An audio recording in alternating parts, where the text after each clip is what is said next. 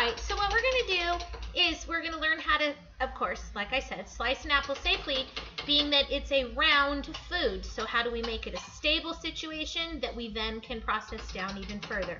So the first thing we're going to do is, and keep in mind I'm in my own home, so I've washed my hands with soap and water.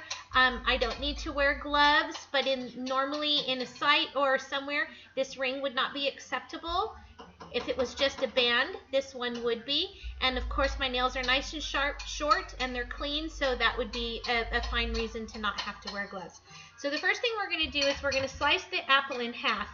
And I'm going to make sure that my knife tip is down on the bottom of the cutting board. And I'm going to slice it in half first. I'm going to make sure that I move my hands out of the way, and I'm going to set my knife down. Now I have two halves, and I'm going to go ahead and put them face down.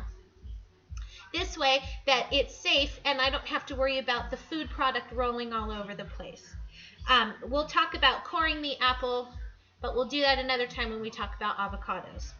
So the first thing we're going to do here is, now that my apple is on a flat surface, I'm going to hold the apple with my hands. I'm going to make sure that my knife never leaves the cutting board. So the non-sharp end, and I'm going to slice through like this, okay? And I'm going to slice through, again, keeping in mind that the tip of the knife never leaves the cutting board, okay? Never leaves the cutting board. So now when I get to a dicey piece, if I go like this, I would run the risk of this very, slippery surface. So I'm going to hold onto it this way. Again, make sure that my knife is on the tip. The tip is on the cutting board. And I'm going to do one more. And there we have our apple cut into pieces. So now we have these pieces that of course have the seeds on them, and we don't want those, so I'm going to lay it flat and down so you can see.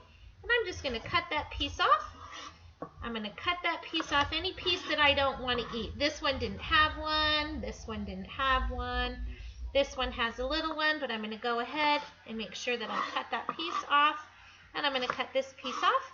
And there you have it. Your apple is sliced, it's been safe.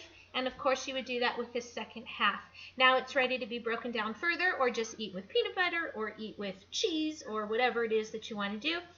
This is going to get us in process for the next step, which will be making cheese and apple quesadillas.